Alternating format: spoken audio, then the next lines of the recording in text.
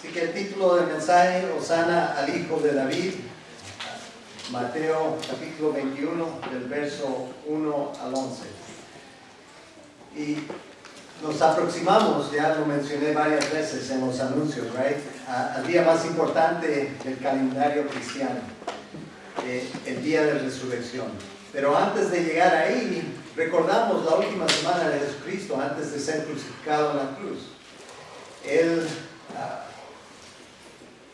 sabemos que no fue una víctima de las circunstancias. Él orquestó todas estas cosas para que funcionaran de esta manera para, al final de cuentas, llegar a la cruz. Y es difícil el entender, el imaginar a alguien, mucho menos Dios, buscando, dirigiéndose, yendo voluntariamente hacia la cruz. Una muerte no solo de sufrimiento, pero una muerte la peor posible en ese tiempo. Así que, pero todo era parte de un plan, el plan de Dios. Y Jesucristo, antes de ser crucificado en la cruz del Calvario, en el primer Viernes Santo, después de ser arrestado, golpeado y crucificado, después de morir en esa cruz, al tercer día venció la muerte y resucitó, demostrando así su victoria, demostrando así su autoridad sobre la muerte. Desde ese día en adelante, Jesucristo ha transformado al mundo entero, persona por persona, a través del poder de su palabra, a través del Evangelio, a través del poder de su resurrección. Una imagen que siempre se me viene, y lo he mencionado antes, mi esposa y yo tuvimos la oportunidad de ir a Roma para un aniversario que tuvimos, y fuimos al Coliseo, un lugar impresionante, pero es todo lo que queda del Imperio Romano, son ruinas. Pero Jesucristo, aquel hombre que ese imperio había crucificado en esa cruz, y ahí mismo en el Coliseo hay una cruz casi de 10 metros, una inmensa cruz al lado de la arena del Coliseo. El mismo lugar donde los seguidores de ese hombre Jesucristo fueron echados a las piedras, fueron encendidos con antorchas, fueron despedazados por los gladiadores. Ese mismo lugar ahora queda una cruz. ¿Y dónde está ese imperio que construyó ese edificio? Es historia. ¿Y dónde está ese hombre que murió en la cruz? Pues hoy vive. Amén. Y esa cruz ha sido transformada, de un símbolo de sufrimiento y muerte, ha sido transformada a un símbolo de vida, de amor, compasión, misericordia, todas estas cosas que Jesucristo representa. Esa cruz ha sido transformada porque Él, en el tercer día, resucitó de los muertos. Es el poder de su resurrección. Y a Él lo conocemos, a Jesucristo lo conocemos como el Cordero de Dios. Lo conocemos como el Príncipe de Paz. Emmanuel, Dios con nosotros. Hasta podemos decir, es mi amigo fiel. Lo conocemos como Redentor y Salvador. Es más, así lo presentamos muy seguido, Jesús, mi Salvador. Si no quieres ir al infierno por la paga del pecado, que es la muerte, necesitas conocer al Salvador. Jesús es tu boleto al cielo. Y así lo presentamos. Y una de las cosas que me encanta, y quiero hacer esta ilustración, una de las cosas que me encanta de mi esposa, y no solo a mí, toda mi familia, es que tiene gran talento en la cocina. Y a pesar de tener un trabajo de tiempo completo, ella es la que cocina la mayoría de las veces en nuestro hogar. O sea, es una de las cualidades con la cual ella bendice a nuestra familia. ¿Ustedes tienen a alguien así en su familia? ¿O usted es esa persona? Y a varias manos, ¿right? Y qué bendición, ¿right? Qué bendición tener a alguien así en su hogar. Pero yo no voy a, digamos, vamos a visitar algún hogar nuevo o algo o ella va al trabajo conmigo o lo que sea, right? Y no introduzco a mi querida esposa como mi cocinera o nuestra cocinera en la casa, right? Es nomás algo que ella hace, pero si hago eso, va a ser la última vez que lo haga, right? Me va a dar unos golpes ahí. No soy tu cocinera, ¿qué dices? Y gracias a Dios lo hace por amor, pero esa no es su identidad, aunque es algo que hace y nos bendice a muchos. Esa no es su identificación. Ella es mucho más que una cocinera, right? Es igual con nuestro Señor Jesús. Él es mucho más que Salvador, mucho más que mi boleto al cielo.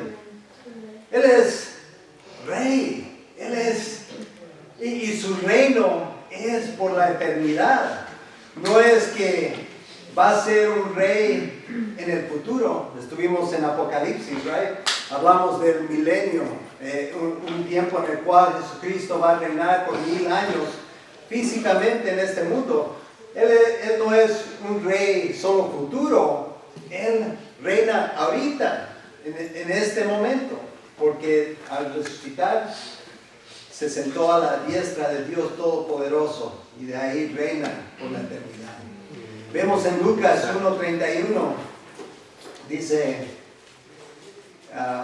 y vemos la mención, la promesa de Dios a la Virgen María en Lucas 31. Dice, quedarás embarazada y darás a luz un hijo y le pondrás por nombre Jesús.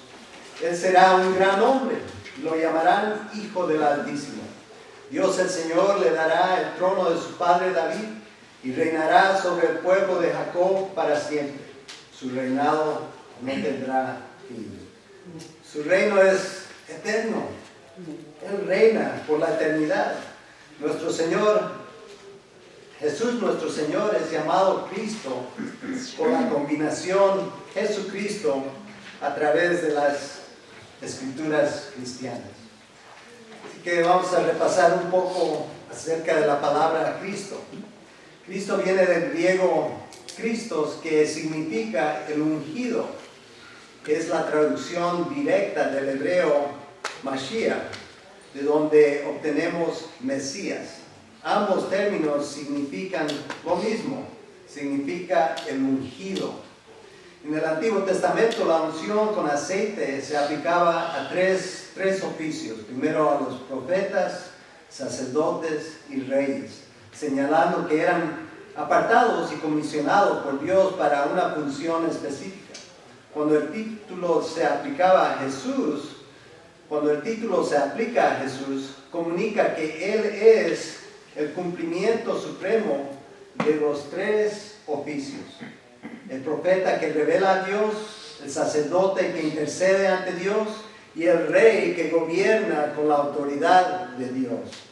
Entonces, cuando decimos Jesucristo, no estamos diciendo nombre y apellido, estamos haciendo una declaración teológica: Jesús, el ungido de Dios.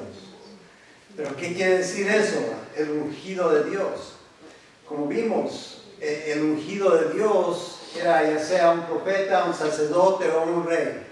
Y claramente vimos el ángel declararle a María que este niño no iba a ser cualquier niño.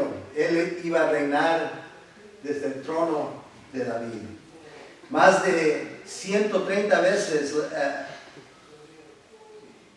es usada en el Nuevo Testamento específicamente hablando de Jesús.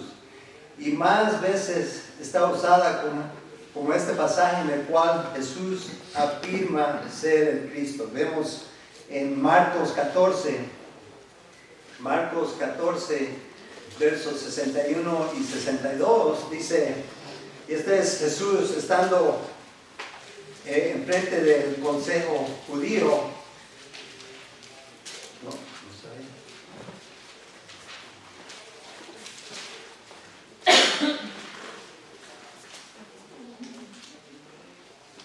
A ver si se... Disculpen. Vamos a seguir adelante. Ni modo si no se oye ahí. ¿Sí se oye ahora? Quizás tenga que ajustarle la cámara ahí, no esté adentro o algo. Así que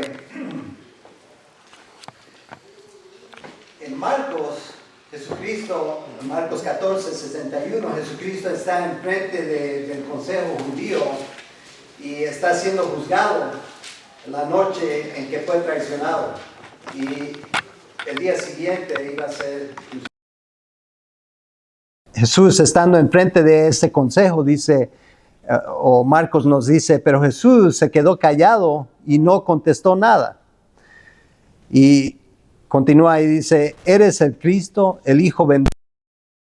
¿El Hijo del bendito? Preguntó de nuevo el sumo sacerdote. Verso 62 dice, sí, yo soy, dijo Jesús. Y ustedes verán al Hijo del Hombre sentado a la derecha del Todopoderoso y viniendo en las nubes del cielo. Las Escrituras nos dicen muy claramente que Jesucristo es el ungido de Dios, ungido para ser Rey de Reyes y Señor de Señores. Él lo está declarando en frente del consejo judío, está diciendo, yo soy aquel y yo voy a gobernar con gloria y poder. Y hoy vemos recordando que una semana antes de acabar en la cruz, Jesucristo entró en su entrada triunfal a Jerusalén. Entró a Jerusalén como rey. Así que voy a pedir que se pongan de pie ahora. Si tienen su lugar ahí en San Mateo 21, vamos a leer los versos del 1 al 11. San Mateo 21, verso 1 al 11. La palabra de Dios dice así: cuando se acercaban a Jerusalén y llegaron a Bethfagé, al monte de los olivos, Jesús envió a 2 discípulos con este encargo: vayan a la aldea que tienen enfrente, y ahí mismo encontrarán una burra atada y un burrito con ella. Desátenlos y tráiganmelos. Si alguien les dice algo, díganle que el Señor los necesita, pero que ya los devolverá. Esto sucedió para que se cumpliera lo dicho por el profeta. Digan a la hija de Sión: mira, tu rey viene hacia ti, humilde y montado en un burro, un burrito cría de una bestia de carga. Los discípulos fueron e hicieron como les había mandado Jesús. Llevaron la burra y el burrito y pusieron encima sus mantos, sobre los cuales se sentó Jesús. Había mucha gente que tendía sus mantos sobre el camino, otros cortaban ramas de los árboles y los esparcían en el camino.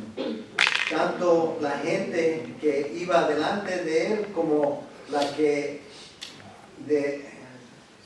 iba detrás gritaba: Hosana al Hijo de David, bendito el que viene en el nombre del Señor, Hosana en las alturas. Cuando Jesús entró en Jerusalén, toda la ciudad se conmovió. ¿Quién es este?, preguntaban. Este es el profeta Jesús de Nazaret de Galilea, contestaba la gente. Amén. El Señor bendiga su palabra, pueden sentarse. Así que de ahí vamos a ver 3 cosas, como es nuestra costumbre. Primero, la preparación. Segundo, la profecía. Y finalmente, la proclamación. la preparación, la profecía y la proclamación. Jesucristo el Señor, Jesucristo el Rey de Reyes y Señor de Señores, en el momento exacto, en el día designado por Dios, entró en Jerusalén tal como lo anunciaba la profecía, humilde y dispuesto a ser traspasado por nuestras rebeliones y molido por nuestras iniquidades. Así que veamos la presentación.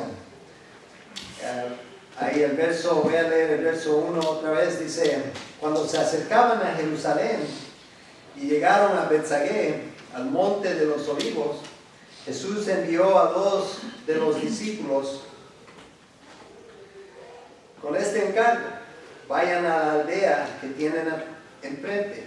Ahí mismo encontrarán una burra atada y un burrito con ella. Desátenlos y tráiganmelos. Y si alguien les dice algo, respóndanle que el Señor los necesita, pero que ya los devolverá. Así que vemos ahí que, y como mencioné más temprano en la introducción, que Jesucristo no es nomás un espectador de los acontecimientos. Él está orquestando, él es como el arquitecto de lo que está sucediendo. Él ha planeado todo, Él ha ubicado todo. De cierta manera, Él les dice exactamente lo que van a ver, lo que van a encontrar y qué deben de hacer. Y sabe dónde está exactamente ese burrito y qué deben de decirle. El pasaje en Marcos también relata el mismo pasaje en su el mismo evento en su evangelio. Vemos en Marcos capítulo 11, verso 4, él nos da un poco más de detalle. Y hemos mencionado esto antes, es bueno reiterarlo, right? De que los evangelios para mí son como 4 cámaras. Ahorita creo que está el torneo de March Madness, que es el torneo de básquetbol colegial, right? Y si a usted le gusta el deporte, entonces está viendo el partido y tienen varias cámaras. Cada cámara está captando diferente ángulo del mismo partido, de lo mismo acontecido, pero cada cámara agarra diferente detalle. Así que para mí, para mi mente, cada evangelio es como una cámara viendo el mismo evento, pero de diferente perspectiva. Cada evangelio nos da diferente detalle de lo que aconteció. Así que ahí vemos en Marcos capítulo 11, verso 4, Marcos nos dice: encontraron un burrito afuera de la calle, atado a un portón, y lo desataron. Entonces algunos de los que estaban ahí preguntaron: ¿qué hacen desatando al burrito? Ellos contestaron como Jesús había dicho y dejaron que lo desatara. Así que no sabemos qué discípulos él mandó, pero los que fueron encontraron las cosas tal como Jesucristo les había dicho, y ellos hacen lo que Jesucristo les dice. ¿Y qué es lo que le dice Jesús si alguien te enfrenta y te dice: pues, ¿por qué? El Señor los necesita. El Señor los necesita. Y eso era todo para que ellos dejaran al burrito y a los burros que se los lleven. Y demuestra que como rey soberano, Él tiene derecho sobre toda propiedad. No pide permiso como un extraño, sino que reclama lo que es suyo por derecho divino. O sea, Él no pide permiso: ¿puedo llevarme el burrito? No, Él dice: el Señor lo necesita, me lo voy a llevar. Así que, y así completó la profecía que vamos a ver ahora. La profecía, el verso 4. Esto sucedió para que se cumpliera lo dicho por el profeta. Digan a la hija de Sión, mira, tu rey viene hacia ti humilde y montado en un burro, un burrito cría de una bestia de carga. Y si ve la nota ahí en su Biblia, ese pasaje viene de Zacarías 9:9 y nos dice exactamente lo que está sucediendo ese día. Pero no es la única que nos apunta a este lugar y a este momento. Eso es lo hermoso de Jesucristo. Les voy a compartir otra ilustración que he usado antes. Los profetas eran como arqueros, no como de fútbol, pero arqueros que tiran flechas, right? Y los profetas estaban tirando flechas que solo pegarían al Mesías. Y cada, en su ambiente, en su cultura, en diferentes años, cada profeta recibía inspiración del Espíritu Santo, agarraba su flecha, escribía lo que Dios tenía, lo que Dios le daba, y esa flecha de cada profeta caía exactamente sobre Jesucristo. Y aquí nomás voy a usar 3.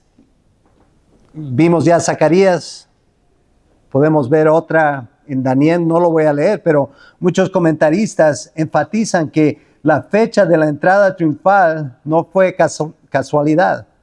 La línea de tiempo profética revelada por el ángel Gabriel al profeta Daniel, y puedo decirle los años y días exactos, que se usan para contar desde que Dios había restaurado el templo en Jerusalén, fueron días exactos. Se cree que el día que Jesucristo entró en Jerusalén, en su entrada triunfal, ese día era el día exacto en el cual el Mesías, el príncipe de paz, debía de ser presentado públicamente a la nación de Jerusalén, de Israel.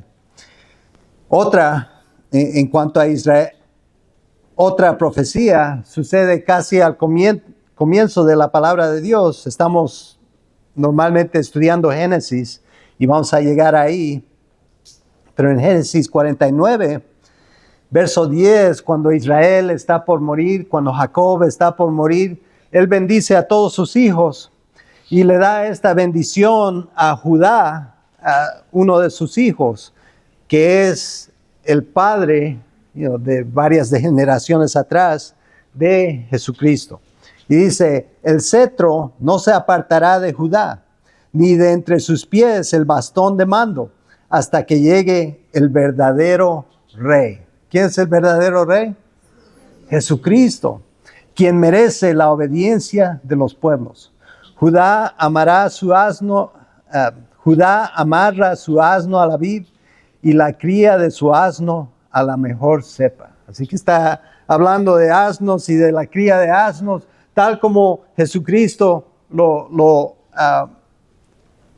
hizo ese día en su entrada triunfal. También recordamos que Jesucristo es el Cordero de Dios que quita los pecados del mundo. Hemos mencionado que la Pascua, que se celebra por cada judío,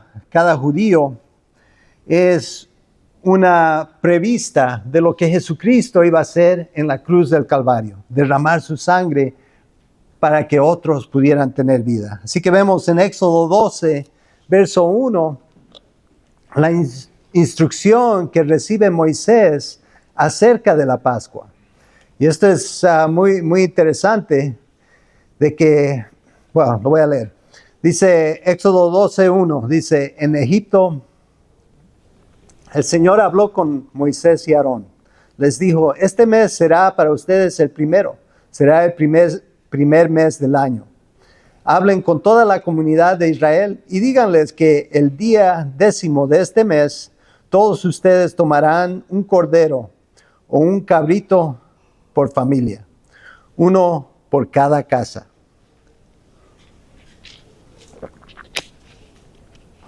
Quiero que noten ahí verso 10, dice, hablen con toda la comunidad de Israel y díganles que el día 10º de este mes, todos ustedes tomarán un cordero o un cabrito por familia, uno por cada casa. Se cree que el día de la entrada triunfal de Jesucristo a Jerusalén era ese día, el día 10º del primer mes del calendario judío. Así que era el día en el cual los judíos escogían la oveja que iban a presentar como sacrificio delante de Dios. Así que vemos a Dios orquestando, vemos a Jesucristo orquestando estas cosas, todas las cosas alineándose para que llegue el momento exacto en el cual Él iba a sacrificar su vida y dar su vida para que nosotros pudiéramos tener vida. Él iba a derramar su sangre para que nosotros podamos vivir. Continuamos, vemos la proclamación, verso 6. Los discípulos fueron e hicieron como había mandado Jesús. Llevaron la burra y el burrito y pusieron encima sus mantos, sobre los cuales se sentó Jesús. Había mucha gente que tendía sus mantos sobre el camino. Otros cortaban ramas de árboles y las esparcían en el camino. Así que este es el clímax o el lugar más alto de esta ocasión, right? Así que la gente está viendo a Jesucristo entrar y mucha gente tendía sus mantos sobre el camino. Hasta este punto Jesucristo ha estado diciendo a sus seguidores, a la gente que sana, a las personas que ven los milagros, tranquilo, no hagan un alboroto, calmado, right? No hagas una gran escena. Pero ahora, ¿qué es lo que está haciendo? Ahora está recibiendo la alabanza bien merecida del Rey de Reyes. Él está recibiendo esa alabanza. Pero recordamos que Él no es como cualquier rey, right? No viene en un caballo blanco, aunque en el futuro sí va a llegar en un caballo blanco, listo para batalla, listo para destruir a sus enemigos. Pero aquí no viene con fuerza y poder, con gloria y majestad, con soldados detrás de él, con una banda tocando el canto de majestad o lo que sea. No era así como llegó, right? Llegó sobre un burrito, sobre la cría de un burro. El acto de poner los mantos en el camino era un símbolo antiguo de rendición y vasallaje, en otras palabras, que te estás sometiendo a esa persona. Si ven en el Antiguo Testamento, se usan la ropa para poner a los pies de los reyes cuando están ungidos. Hay una historia en Segunda Reyes acerca de eso.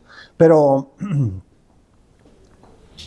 la ropa no es como hoy podemos ir a Amazon y nos llegan una chamarra o una camisa o lo que sea, right? Y no nos cuesta más que 20 pesos o lo que sea. En ese tiempo la ropa tenía bastante valor y te costaba bastante. Así que el hecho de que estás poniendo lo mejor que tienes delante de alguien tiene esa imagen, right? De que le estoy dando todo lo que tengo, primeramente lo que tengo puesto, y se lo estoy dando a esta persona, quien es rey. Continuamos, verso 9. Dice, cuando la gente que iba delante de él, como la que iba detrás, gritaba, Hosana. Ahí, antes de seguir, si ve la nota que tiene ahí en su Biblia, dice, Hosana es una expresión hebrea que significa salva. Realmente es una más urgente. Salva hoy, salva ahora. Hosana, salva hoy. Y que llegó a ser una exclamación de alabanza. O sea, era una exclamación que se usaba hacia Dios. Hosana al Hijo de David. ¿Qué quiere decir eso, hijo de David? ¿Quién era David? Primeramente, era un rey. Y si eres hijo de David, tienes derecho al trono, right? Así que aquí lo están identificando como rey soberano. Y continúa, dice, bendito el que viene en el nombre del Señor. Esa línea ahí, si ve la nota en su Biblia, viene del Salmo 118. Lo recomiendo que lo lean. En la versión que tenemos aquí dice, salva hoy, o sea, no lo traducen a Hosana en Salmo 118, pero también incluye eso también. Así que cuando tengan tiempo vean el Salmo 118. Continúa y dice, Hosana en las alturas, salva hoy en las alturas. O sea, nuestra salvación viene de ti. Verso 10. Cuando Jesús entró en Jerusalén, toda la ciudad se conmovió. ¿Quién es este? Preguntaban. ¿Quién es este? Este es el profeta Jesús de Nazaret de Galilea, contestaba la gente. Así que se conmovió toda la ciudad. No era un accidente, no era alguna coincidencia. Dios había orquestado esto. Toda la ciudad estuvo alerta al oír, al ver que Jesucristo entraba a la ciudad y Él se presentó como Rey y Señor. Y no era un Rey, un Señor como ellos esperaban, como ellos anticipaban. Ellos sabían que venía un Mesías, un ungido de Dios, pero ellos esperaban como un libertador, alguien que iba a quitar el yugo romano. Pero Jesucristo no era esa persona. Así no era su reino.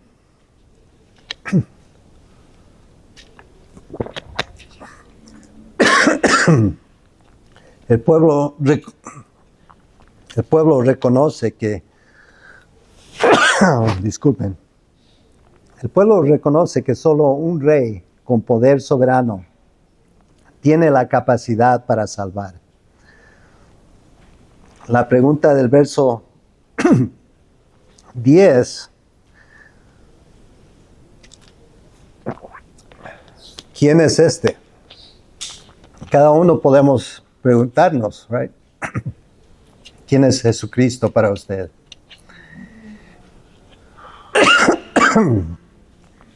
Él no solo es el profeta de Nazaret, Él es el Rey de Gloria. Incluí aquí, una semana después, unos días después, se encuentra Jesucristo enfrente de Pilato, el gobernador. Y este es un intercambio entre Jesús y Pilato. Lo encontramos en Juan 18, 36. Dice, mi reino no es de este mundo, contestó Jesús. Así que vemos que no era como el pueblo esperaba, no era un rey como el pueblo buscaba. Jesucristo era un rey de un reino diferente. Mi reino no es de este mundo. Contestó Jesús: si lo fuera, mis propios guardias pelearían para impedir que los judíos me arrestaran. Pero mi reino no es de este mundo. Así que eres rey, le dijo Pilato. Jesús contestó: eres tú quien dice que soy rey. Yo para esto nací y para esto vine al mundo, para dar testimonio de la verdad. Todo el que está de parte de la verdad, escucha mi voz. Así que Jesucristo le deja saber que Él es un rey, un soberano, pero no como César que está en Roma, no como el que está en Washington, D.C., no como el que está en cualquier gobierno humano. Él es un rey soberano diferente al de este mundo. Jesucristo, el Rey soberano prometido por Dios, entró en Jerusalén en el día señalado por la profecía, humilde como Rey verdadero y dispuesto a entregar su vida por nuestros pecados. O sea, Él tenía un plan, Él tenía algo que lograr. Y hemos estado en Génesis, hemos visto la caída del ser humano y cómo Dios aún en Génesis capítulo 2 había prometido alguien que iba a venir a vencer a la serpiente. Y Jesucristo, desde antes de la historia, había planeado todo esto. Algo que si vienen aquí normalmente a congregarse, han notado que yo no digo Jesús mucho, yo digo Jesucristo, porque para los latinos pues hay bastantes Jesús, right? Bastantes Chuys. Así que enfatizamos que Jesucristo es único, que Él es Rey. Y Jesucristo quiere decir Jesús, el ungido de Dios. Amén. ¿Y para qué fue ungido? Bueno, para ser sacerdote, para ser profeta, pero más que todo, Él es Rey. Amén. Ungido fue el hijo de David. Filipenses 2:5 al 11 nos dice: la actitud de ustedes debe de ser como la de Cristo Jesús. ¿Y cómo fue la de Cristo Jesús? Él, como dije, no entró a Jerusalén en caballo blanco, con soldados listos para abrirle el camino. Right? Él entró en un burrito, en una cría de burro, en lo más bajo posible, humilde. Right? Teniendo toda esta autoridad, todo este poder, así lo designó, siendo humilde. La actitud de ustedes debe de ser como la de Cristo Jesús, que siendo por naturaleza Dios, no consideró el ser igual a Dios como algo a que aferrarse. Por el contrario, se rebajó voluntariamente, tomando la naturaleza de siervo. Tomando la naturaleza de siervo y haciéndose semejante a los seres humanos. Y al manifestarse como hombre, se humilló a sí mismo y se hizo obediente hasta la muerte, y muerte de cruz. Ya mencionamos que es la peor posible. Y Él lo hizo. ¿Qué es lo que dijo? Que no se haga mi voluntad, pero la tuya. Él se humilló delante del Padre y se entregó para una muerte en la cruz. Por eso Dios, continuamos en Filipenses 2:9, dice: por eso Dios lo exaltó hasta lo sumo y le otorgó el nombre que está sobre todo nombre, para que ante el nombre de Jesús se doble toda rodilla en el cielo y en la tierra y debajo de la tierra, y toda lengua confiese que Jesucristo es Señor, para gloria de Dios Padre. Amén. Jesucristo es Señor, Él reina. Amén. Y más que todo en este lugar donde nosotros, sus súbditos, siendo parte del reino de Dios, siendo adoptados a la familia de Dios, ¿cuánto más no ha de reinar aquí como soberano, soberano eterno? Así que la pregunta para acabar esta mañana es, ¿quién reina en tu corazón? ¿Quién reina en tu corazón? Estaba pensando, y quizás sea mal mencionarlo ahorita, Vicente Fernández, ¿no tiene un canto, El Rey o algo así? Y hay como Frank Sinatra, yo lo hice a mi manera, right? ¿Esa es tu actitud esta mañana? Yo lo voy a hacer a mi manera. Yo soy el rey. Yo soy el que manda en este lugar. ¿Quién reina en tu vida? ¿Quién reina en tu corazón? ¿Quién reina en tu hogar? ¿Quién reina en tu familia? Jesucristo, el ungido de Dios. Amén. Vamos a orar. Gracias, Señor. Gracias por tu palabra. Gracias porque a través de los profetas, a través de tus discípulos, a través de aquellos que eran testigos ese día en Jerusalén, no nos queda ninguna duda, Señor, de quién eres tú. No queda ninguna cuestión. No hay duda alguna de que tú eres rey, de que tú eres soberano, de que tú tienes toda autoridad. Y lo lindo, lo hermoso es que nos has llamado a ser parte de ese reino. Nos has llamado a ser siervos de tu reino y honrarte y glorificarte para siempre. Te pido que prendas esa llama en nuestro corazón, que encienda el fuego de tu espíritu para proclamarte como rey. Hosana, salva hoy, Rey de reyes, Señor de señores. En mi vida, en mi familia, en mi hogar, en mi vecindario, donde quiera que esté.